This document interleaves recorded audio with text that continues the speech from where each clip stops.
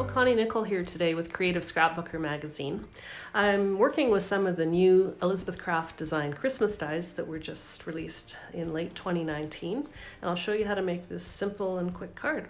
This card features this die set, which is the Flourished Christmas Minis 2, and it's a set of 4 dies. So you have the little flourished Christmas tree, the snowflake, the star, and then the little circles and star that you can use to decorate all of those. And then I've cut a circle out of a 2-sided adhesive sheet from Elizabeth Craft Designs. And this is one of my favorite circle dies. It's a perfect size for everything. So what I'm going to do is just peel off the top layer and drop my Christmas tree in the middle. You'll want to use the top sheet to kind of push it down and so it's nice and stuck to the adhesive. Quietfire Gilding Powder in Acanthus Teal. It's a marvelous color.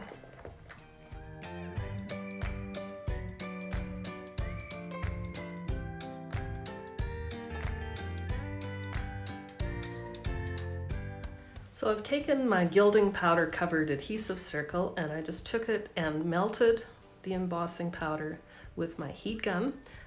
It's very quick and it's kind of magical the way it just melts. So usually with one coat and a very fine powder like that, you'll get a little bit of a nice bumpy texture. So then what I did is I used this die from the Flourished Christmas Minis 2 and I just cut out some stars and some circles from different kinds of paper. So I just put these on with liquid glue.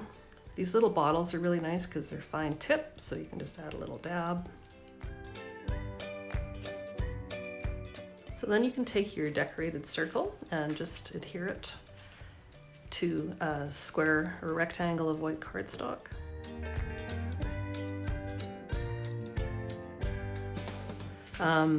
You can use a stamp positioner or just stamp and emboss one of these greetings. These are new Christmas stamps from Elizabeth Craft Design. So the one that I've used here is Believe in the Magic of Christmas, but the nice long ones fit really well under your circle. And the other ones are beautiful flourished sentiments. The other thing that I've done here, and it's very quick and simple, but it just gives you a bit of a border. So cut a rectangle that's slightly larger than your base and edge it with embossing ink and then melt embossing powder so it exactly matches your circle. So just grab a square of cardstock and use it to kind of protect your paper.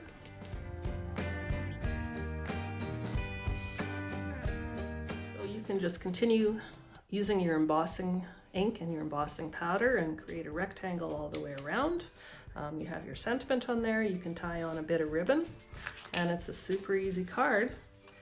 It's got kind of that wow factor with the pebbled texture. Like, people will wonder how you did that.